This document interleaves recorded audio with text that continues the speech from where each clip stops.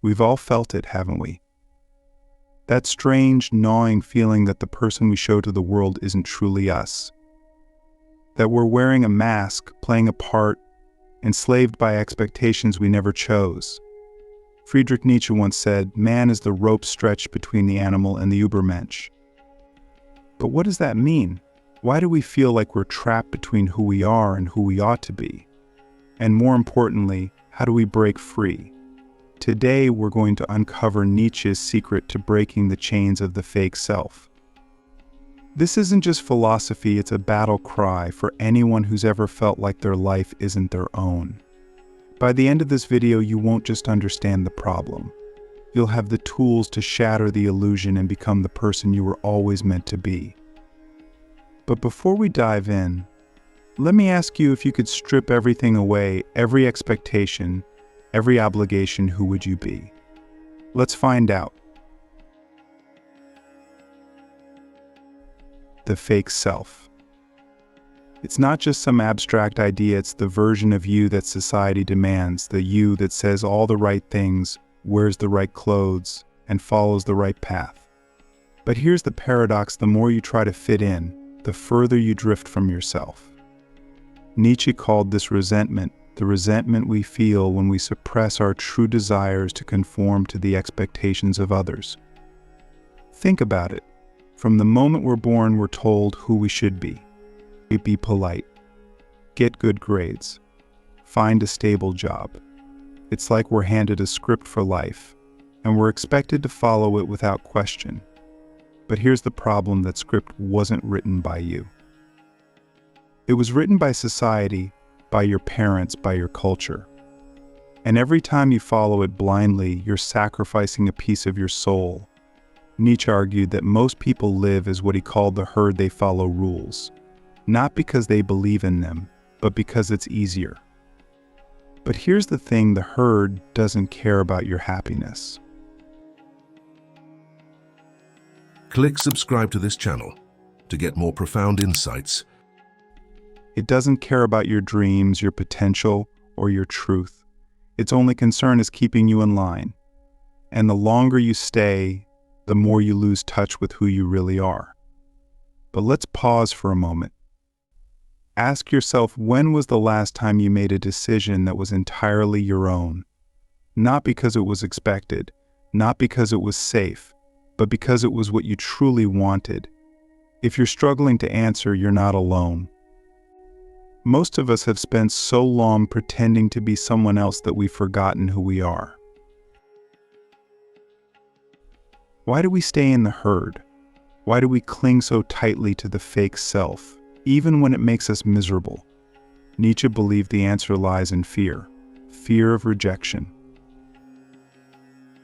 Fear of failure. Fear of the unknown.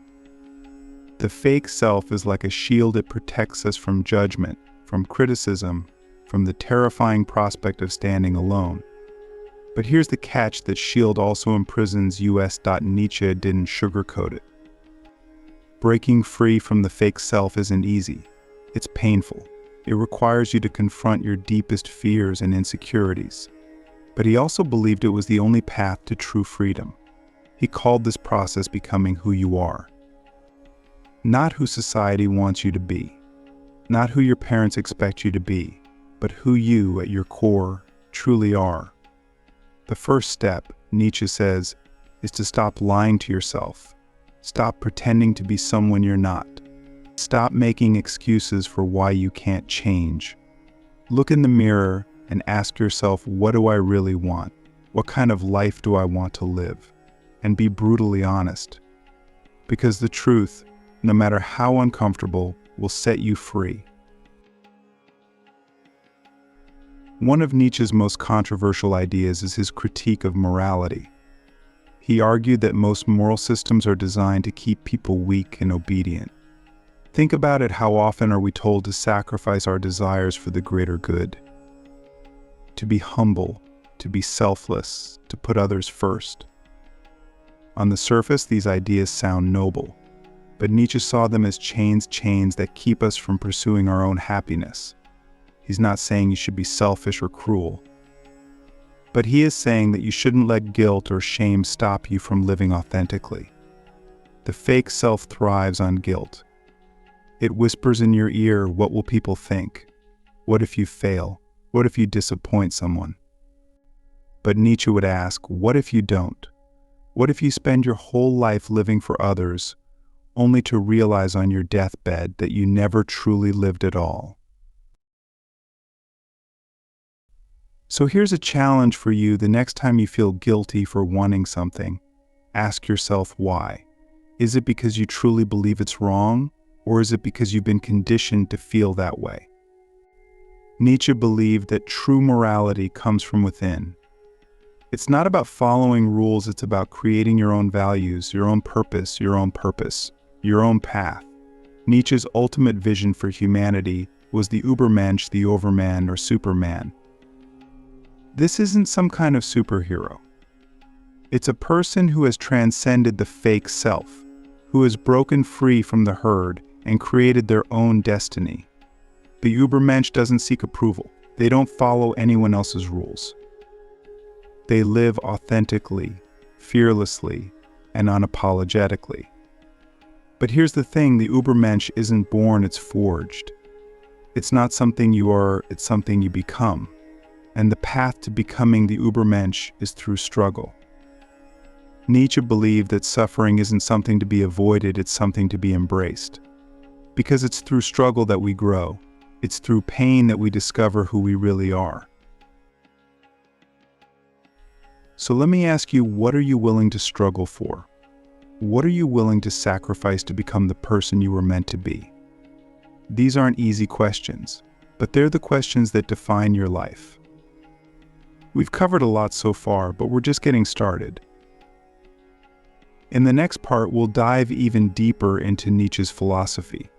We'll explore how to confront the lies we've been told, how to embrace our own power, and how to create a life that's truly our own. Because breaking the chains of the fake self isn't just about rejecting the herd, it's about building something new in its place. If the fake self is a prison, then the first act of freedom is rebellion. Nietzsche didn't believe in gradual steps or half measures. He believed in destruction, the tearing down of false beliefs, shallow values, and anything that keeps you from being real. But this isn't destruction for the sake of chaos. It's about clearing the space to build something stronger, something unshakable. The fake self cannot coexist with the authentic self. One has to go. Let's get straight to it. Why are you still clinging to an identity that doesn't belong to you? It's not because it's fulfilling. It's because it's familiar, and familiarity feels safe.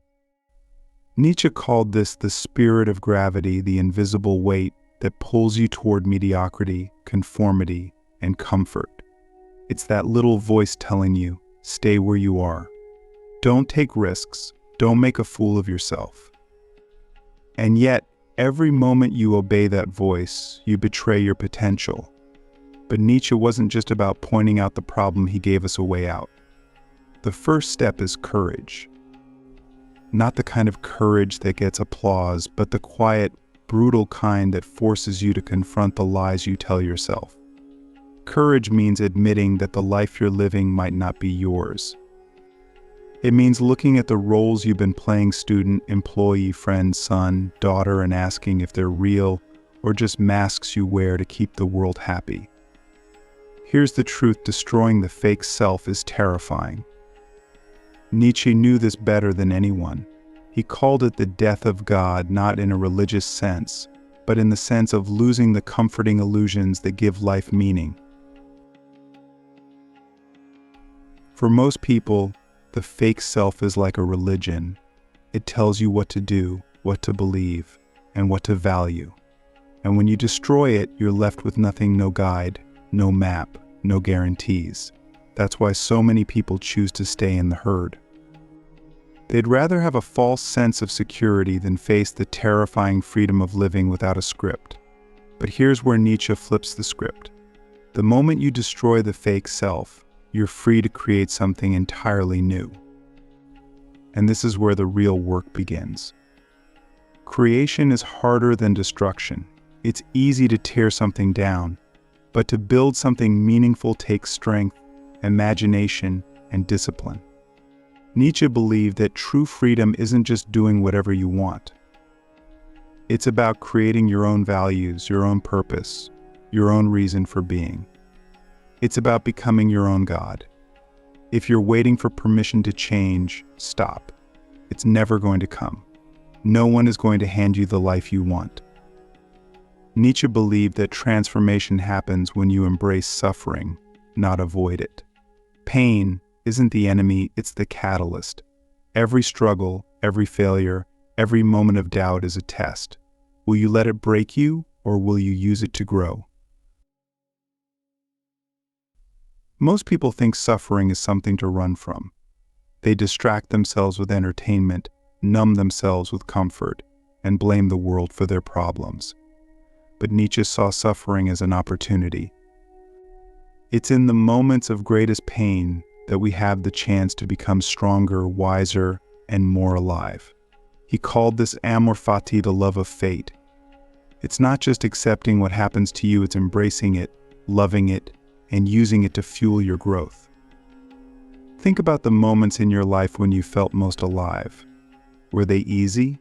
Were they comfortable? Probably not. Real growth happens when you're pushed to your limits, when you're forced to question everything you thought you knew. Nietzsche believed that the greatest gift life can give you is a challenge so big, so overwhelming, that it forces you to become something more. At the heart of Nietzsche's philosophy is a radical idea: say yes to life. Not the life you're supposed to live, but the raw, unpredictable, messy reality of existence. This isn't about being positive or optimistic. It's about accepting life on its own terms, the beauty, the chaos, the pain, the joy, and finding meaning in all of it. Most people live in a state of no. They say no to risk, no to change, no to anything that might disrupt their carefully constructed lives. But Nietzsche believed that saying no is what keeps us trapped. The fake self thrives on negativity. It's always looking for reasons to stay the same, to avoid discomfort, to reject anything that might challenge its existence. But when you say yes, everything changes. Saying yes means taking responsibility for your life. It means owning your choices, your mistakes, your failures. It means looking at the chaos of the world and deciding to create something meaningful anyway.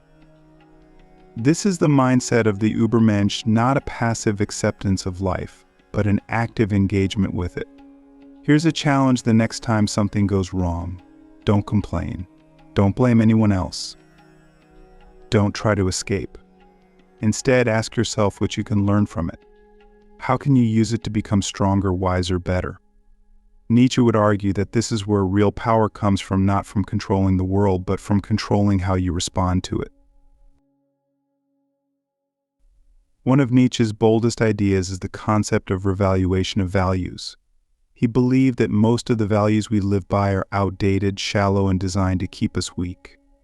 Think about it: how many of the things you strive for, money, status, approval, actually make you happy? Are they really your goals, or are they just the goals society has programmed you to pursue? Nietzsche's challenge is simple: if your values aren't working, create new ones. Reject anything that doesn't serve your growth. This doesn't mean abandoning morality, it means creating a morality that's rooted in your own experience, your own truth. It means asking hard questions, like, what do I truly care about? What kind of person do I want to be? What am I willing to fight for? This isn't about being selfish. It's about being honest. The fake self is built on lies, lies about who you are, what you want, and what's possible for you. But the authentic self is built on truth. And truth isn't something you find, it's something you create. Nietzsche believed that the most powerful thing you can do is take responsibility for your own values. Stop waiting for someone else to tell you what's right or wrong. Decide for yourself. Imagine this: everything in your life, every moment, every mistake, every triumph repeats forever. Not just the highlights, not just the regrets, but the entirety of it, cycling over and over without end. This is Nietzsche's concept of the eternal return. It's not just a thought experiment. It's a challenge, a mirror held up to your life. Could you look at everything you've ever done and everything you've become and say, yes, I would live this again? This idea isn't about fear of the future or regret over the past. It's about the present. It forces a brutal question: is the life you're living right now worth living forever? If nothing ever changes, if this is it, would you embrace it, or would you wish to escape? Nietzsche believed that how you answer this question reveals everything about who you are. Most people would want to run. They'd look at their lives and see nothing but compromises, missed opportunities, and roles they never chose. That's the fake self speaking the part of you that's terrified of owning your life, because that means taking responsibility for it. The eternal return strips away every excuse, every distraction. It leaves you face to face with your choices. And that's the point. It's not about despair. It's about clarity. If the idea of living your life on repeat feels unbearable, it's a sign that something needs to change. The eternal return isn't just a philosophical idea. It's a litmus test for the choices you make every day. Nietzsche's challenge is simple: live in such a way that you could say yes to living this life again and again, forever. This doesn't mean chasing perfection. It's not about avoiding mistakes or living without pain. It's about living fully, choosing a life that feels so real, so authentic, that you wouldn't trade it for anything. Think about how you spend your time. How much of it is consumed by things that don't matter: scrolling, complaining, waiting for the weekend?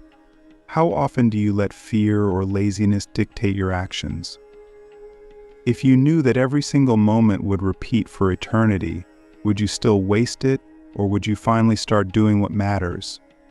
Nietzsche believed that most people sleepwalk through life.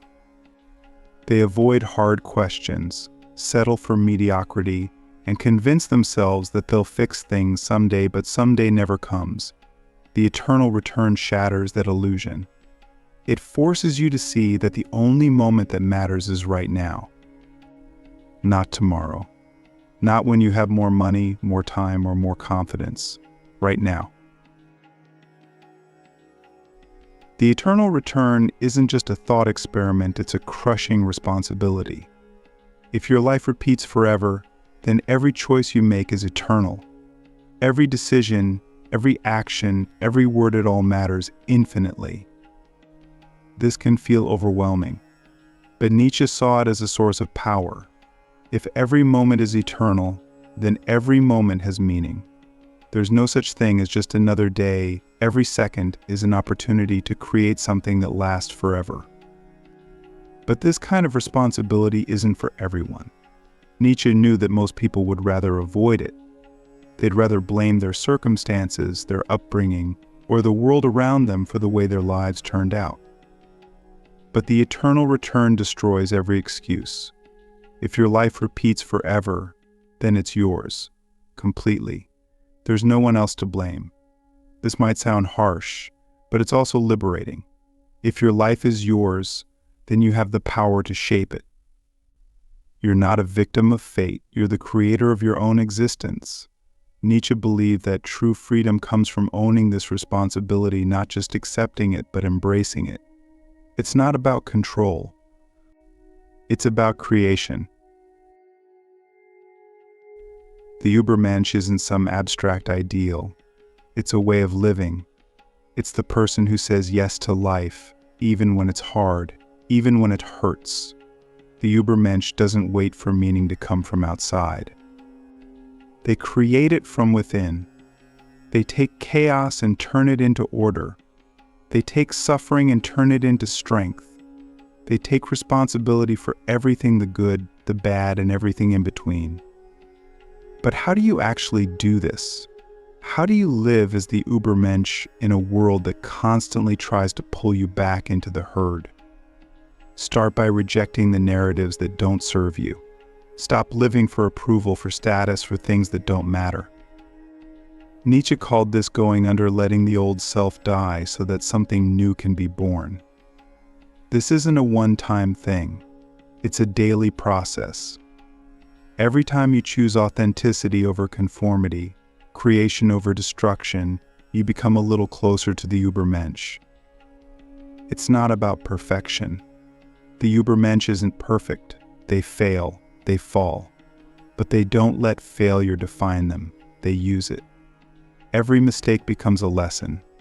Every setback becomes an opportunity to grow. Nietzsche believed that the strongest people aren't the ones who avoid suffering, they're the ones who transform it into something meaningful. The eternal return isn't just a test, it's a guide. If you want to live as the Ubermensch, live as if your life will repeat forever. Stop postponing what matters. Stop waiting for the right time. There is no right time. There's only one now. If you want to create something, do it. If you want to change something, do it. If you're not living the life you want, stop making excuses and start building it. Nietzsche's philosophy isn't easy. It's not comforting. It doesn't offer quick fixes or simple answers. But it's real, it's raw, and it's powerful. It forces you to confront the hardest truths about yourself, but it also gives you the tools to rise above them. The fake self survives on lies. The authentic self thrives on truth. And the truth is this: your life is yours. No one else can live it for you. No one else can define it for you. It's yours to create, yours to own, yours to say yes to. So ask yourself one final question: if this moment right now were to repeat forever, if this was your eternity, how would you live it? And that's Nietzsche's secret. Break the chains of the fake self. Destroy what doesn't serve you. Create your own values. Love your fate. Live as if every moment is eternal. It won't be easy. It won't be comfortable, but it will be worth it. This isn't just philosophy. It's a challenge. And the only person who can answer it is you.